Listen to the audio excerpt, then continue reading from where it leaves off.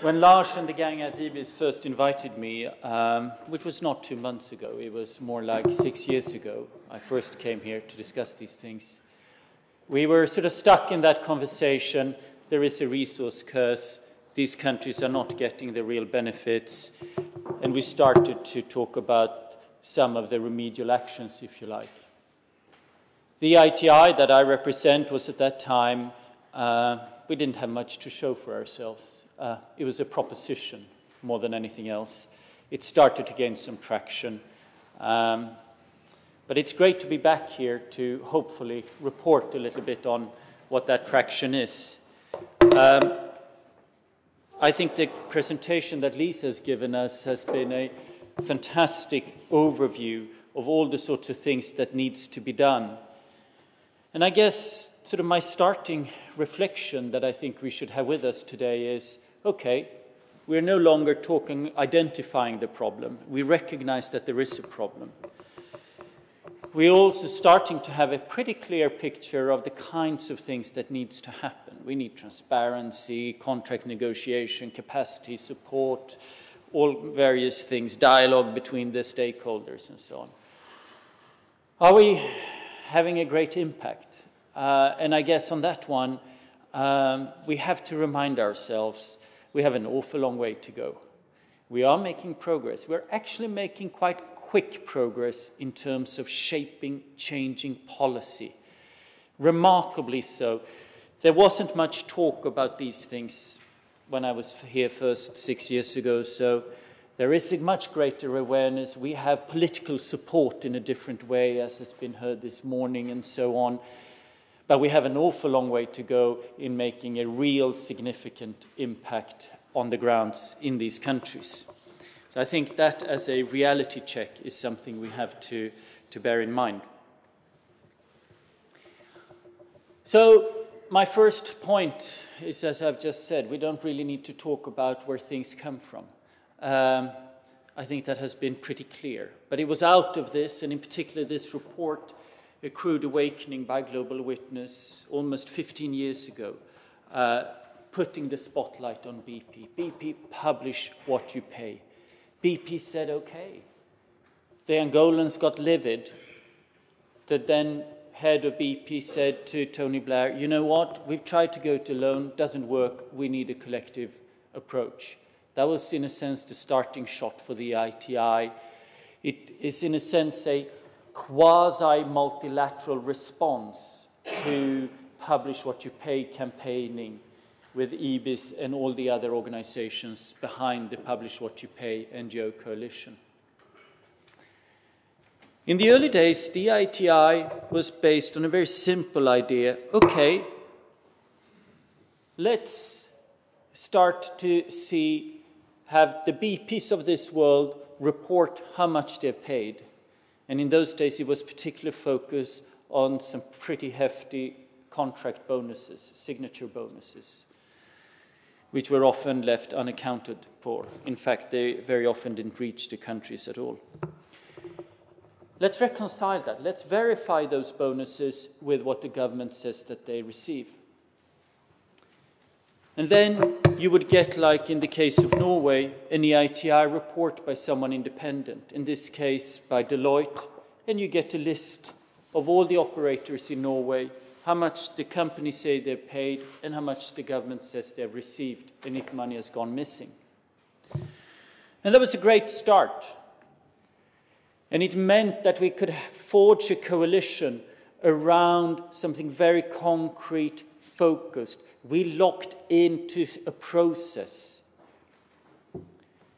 And tied to that very narrow technical focus, there was a very strong process element in that in each of the countries that implement the ITI, and there are now 44, there had to be a national commission where that dialogue that Lisa spoke about can take place. There are about 1,000 people serving on these multi-stakeholder groups around the world today. My point here is, it's not a fly-in conference, let's put the torch on extractives for a day and talk about dialogue. Here is a fora that meets year in, year out where you build trust, where you talk about these things. If you don't get an answer from the government or the companies at this meeting, maybe you will at the meeting in 3 months' time. Anyway, so we had those two core elements, some basic transparency and what seemed to be linked to a pretty nifty, good in-country national process.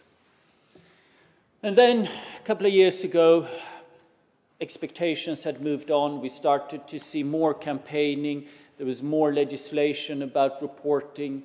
And in some of these reports, they were way too aggregated. It was essentially just one figure bringing everything together. And that was an embarrassment for the ITI. So then a huge effort got underway, not least driven by our very ambitious independent chair, Claire Short, a former British Development Secretary. And essentially the starting point for that work was the ITI's got to do better. It's got to improve the quality of these reports, but there is a huge potential here. You're not living up to your premise, EITI, in terms of actually really seeing transparency leading to improved accountability. This document, this EITI standard, which was approved by all the, at that time, 41 implementing countries at a big meeting early last year. And what that essentially does is, apart from the disclosure that I've spoken about, it added quite a lot of other little things. And I don't know if you can see this, but if you think about it in terms of a kind of value chain that a lot of people use to describe this area, you have the oil and gas, minerals and metals on the far left. You have the sustainable development, schools and hospitals, citizens on the far right.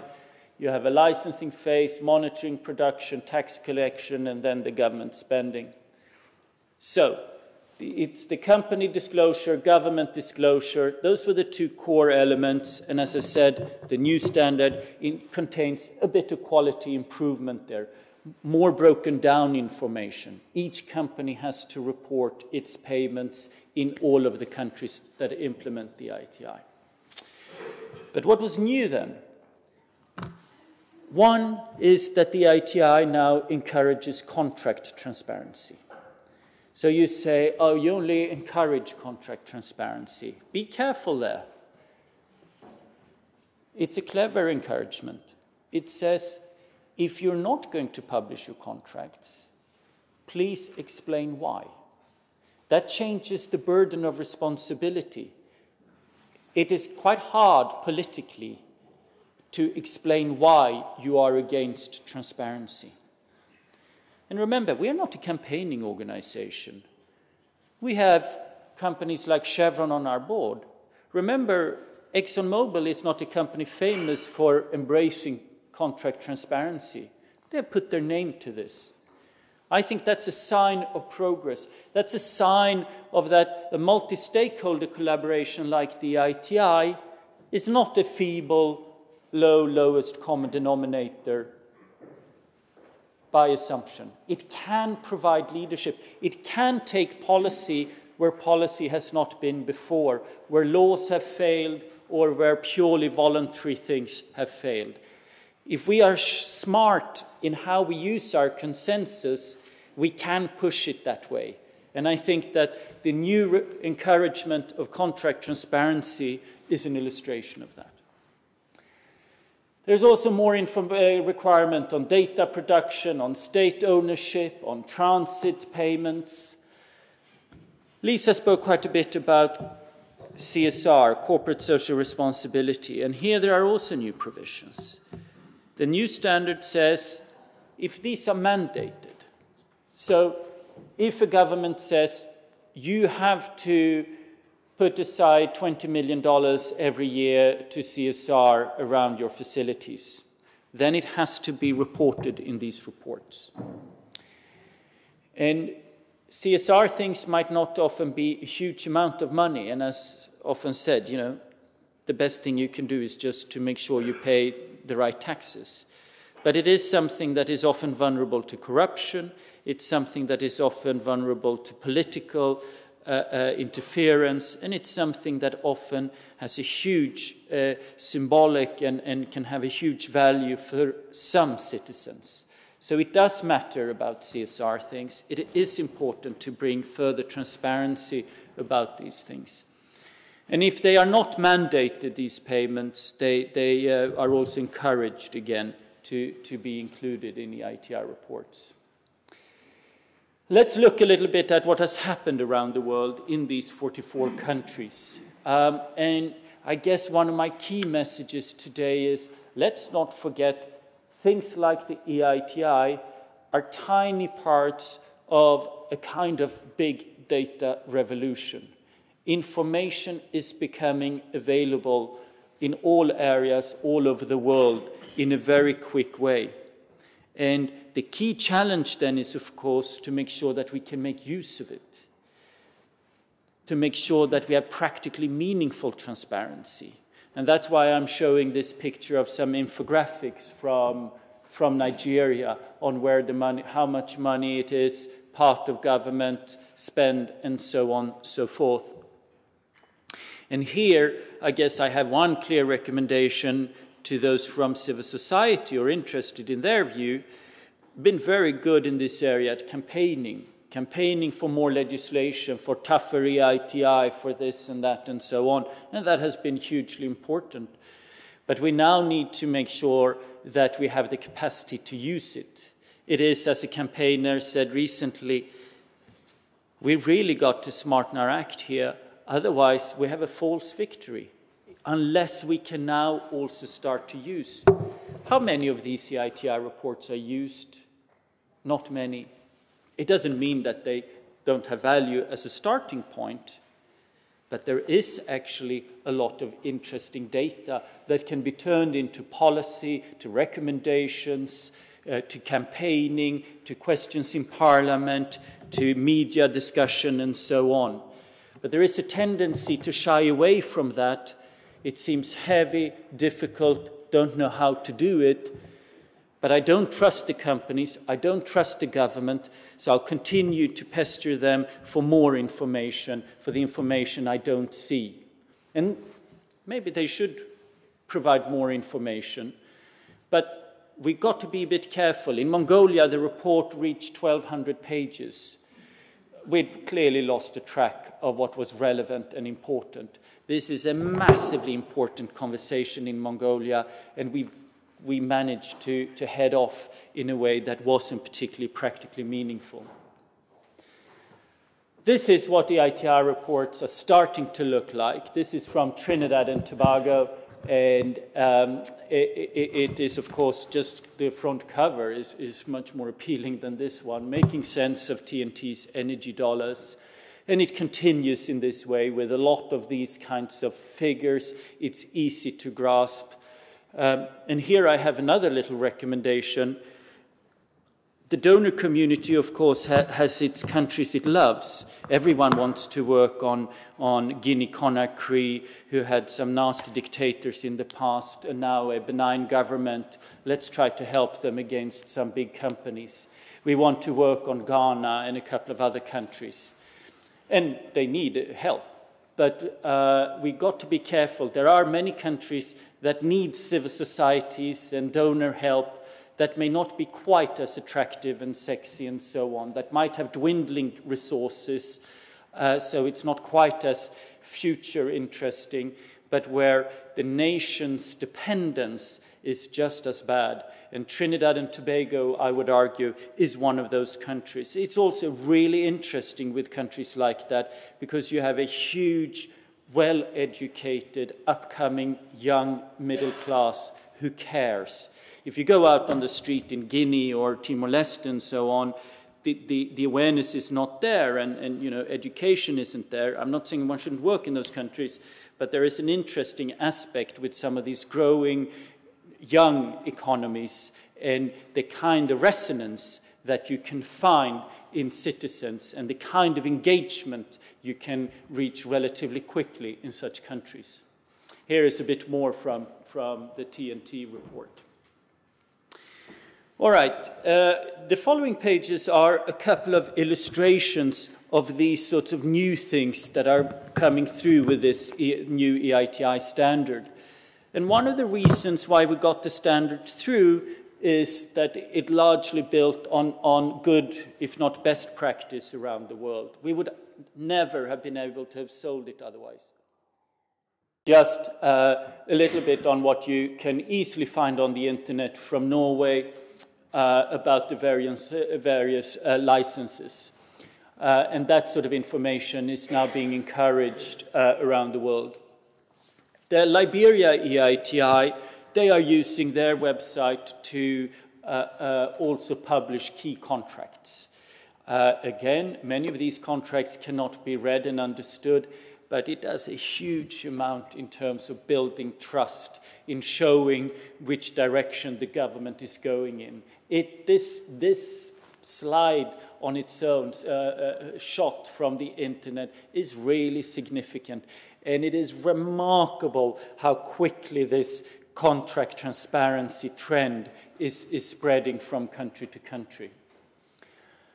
Another thing that we need to see much more of in terms of making EITI things more practically meaningful is some more contextual information. This Norwegian report is pretty poor in that sense. We don't link it up to other things.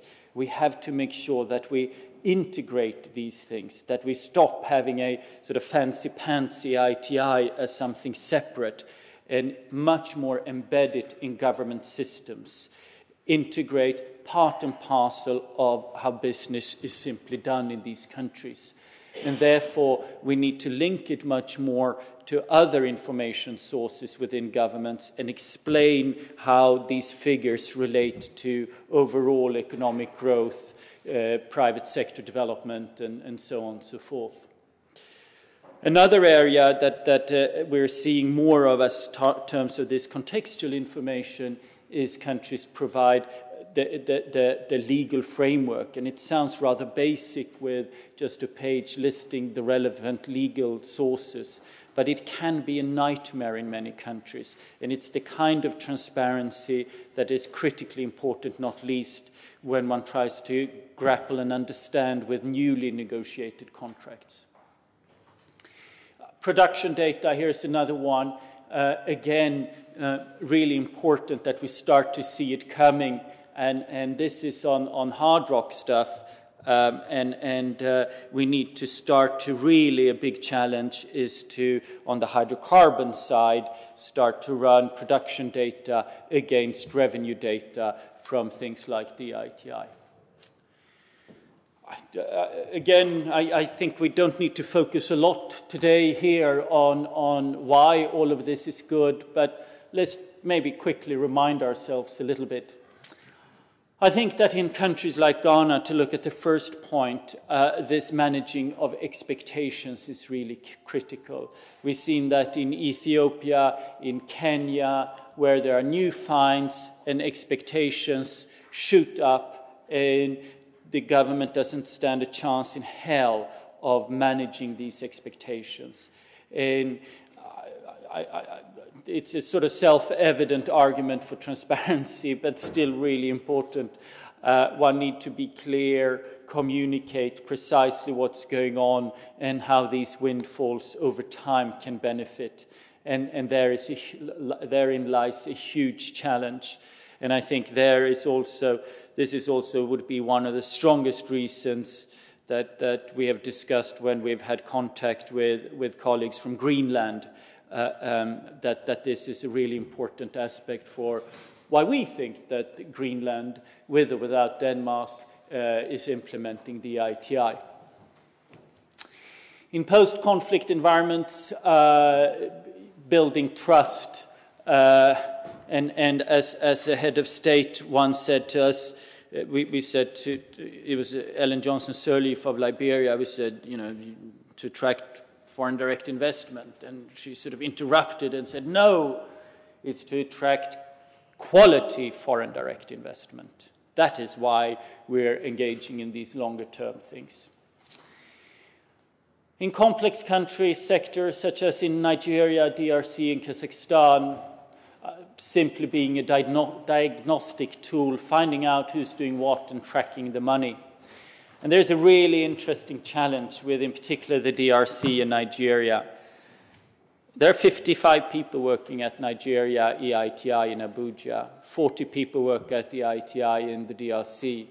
They're doing really good work, even if we have some corruption and problems internally there as well, or have had at least. But anyway, on the whole, they're doing really good work. Does that mean that you know, things are rapidly improving? No, that would be to say too much. It takes time.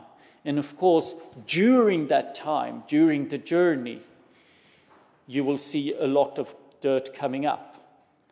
And that can sometimes give the impression that things are actually getting worse. So how do we carry our audiences with us on the journey to fight corruption, to improve governance? And here one can make an analogy to the Swedish development debate that completely undermined the citizenry's willingness or interest and desire for development in Sweden started to evaporate as one started to talk more and more about corruption, because they thought, oh, all aid just goes to corrupt countries and corruption, it doesn't help. So the aid will fell quite dramatically in recent years, whereas actually, in part, I think that Sweden was doing something good. They also got quite a bit wrong, but they did something good in starting to focus on some really important governance things. And we experience in our little world of the ITI this conundrum very clearly in Nigeria and the DRC.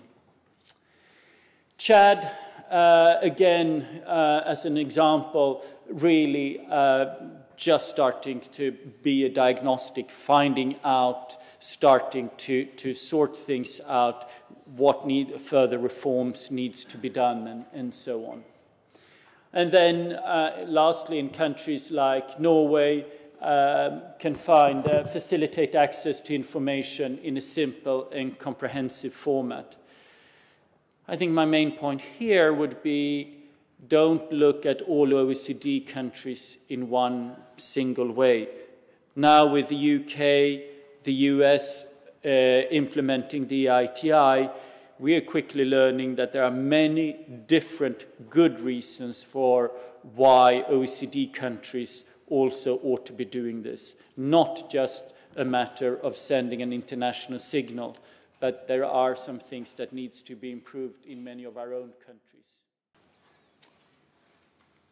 Here are just some more infographics and billboards and things used as we go along and learn how to communicate this, how to take this to wider audience, how to do it in different ways.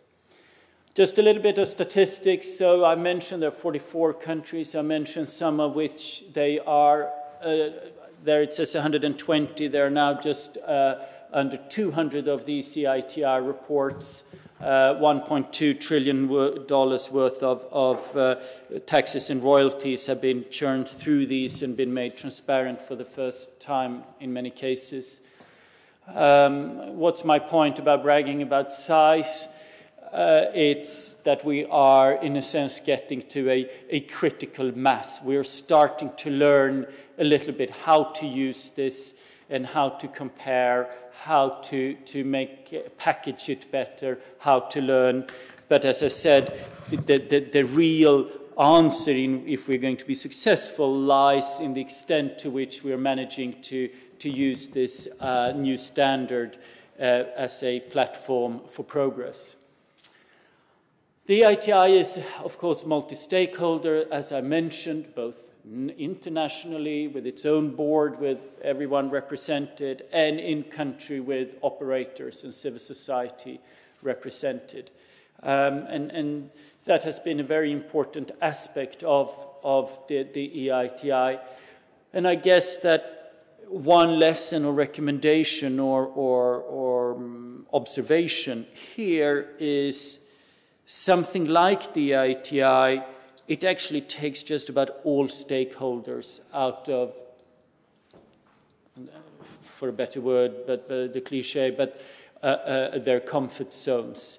And what that means, it requires leadership. It requires leadership by London Mining to be here to say, okay, here are some longer-term governance things that we need to engage with if this is going to work. For all the chaos in Thailand at the moment, a couple of the companies there are really pushing that government to work on these issues. Oil and gas is not be an end-all for Thailand, but it's a significant sector, again, one of those countries under the radar. And that kind of leadership we need, and I guess there's a kind of governance lesson here in that something like the EITI, fundamentally, its success to no small extent depends on that kind of leadership. On government side, you know, diplomats, and I was one, are pretty good at talking to each other, but not to other sectors and actors. And as a Norwegian ambassador said to us, well, what you guys are doing is a kind of innovative diplomacy of working with these other actors. And I think that's very true, and we need much more of that, and we need to learn from our many mistakes and some of the things we've got good at. This is when Obama announced the commitment to the EITI a couple of years ago. It's a significant picture in that, of course, first one was the then Norwegian Prime Minister, and the fact that Norway started to implement the EITI opened the door for the US to do it. It's a significant picture in that Dilma Rousseff is there, and we haven't made huge amount of progress with Brazil yet. I think we will. But there is a wider lesson here. If we're going to succeed with this sort of stuff, we need global standards. There's no question about that. We can't just throw aid money at things. We need to lock into processes and procedures and standards and hold to account. We have got away, sometimes we shouldn't, in Africa and elsewhere by imposing this sort of things. But forget it if we think that we're going to get away with that kind of rhetoric in growing, large growing economies like Brazil, Mexico, and so on. These are nations that don't take kindly to do-gooding Europeans and Americans and so on. And we need them engaged here. And the EITI has worked, frankly, damn hard at trying to change that narrative. And the US decision, David Cameron in the UK saying we should be doing at home what we do abroad, that has, in a way, really opened up and helped. And now we are seeing the Mexicans, for example, preparing to come in. And that's a very exciting development that has knock-on effects also in Africa and beyond. Sorry, I'm coming to the end. So some of the key features of the EITI, one is this country ownership. We need laws in Europe on transparency, and of course we have one on the Transparency Directive and the Dodd-Frank in the US, but these are complementary efforts. You need in-country process as well, and that's why we think that the EITI and the kind of disclosure requirements that we have here now are very much mutually reinforcing. It should make, the disclosure requirements at home should make EITI reporting faster, better, and cheaper, but it doesn't make the need for an in-country process for checking what the government actually receives for those national commissions any less relevant. If anything, they should have more to work from. On ownership, just as a sort of fun illustration, most organizations have a kind of logo protection policy. We have a kind of logo nationalization encouragement policy. Make it into your process in whatever way you think is good. Annual reporting, we've been through that several times. These reports, that remains the core. And one of my points here is, of course, again, the relevance may not always be here, but it's a starting point for a conversation that often drifts along the value chain. Yes, we now see where the money is coming from, but please tell us where is the money going. And it helps train the torch in those other directions. I've talked about the challenge we all have in making use of data. I think that's all I wanted to say. It's great to be here. The conversation in Sweden and Denmark hasn't been always that great, and it's, in a sense, it has bugged me a bit. I think it bugs me because I think there's a lot we can do. It bugs me because I don't think people really care in our countries where all of these resources come from. This supply chain sort of evaporates, or the interest evaporates along the way. We should care where all of these materials we have in our countries, we depend on, where the stuff comes from. And it bugs me because I think there is so much more we can do. Through our development aid, we can encourage governments. We need to reward governments that do good governance. We can support civil society. We need to build this capacity. We need to work together on how we use data. And we need to reward good corporate leadership, prepared to take a longer-term view. And we need to put the focus a little bit more on the companies that seem a bit less willing to do just that. So I think there are a number of different ways in which and why it's important that we're here. And I'm very grateful to be invited back and for the leadership that you guys at EBS have provided in this arena for a long time. Thank you.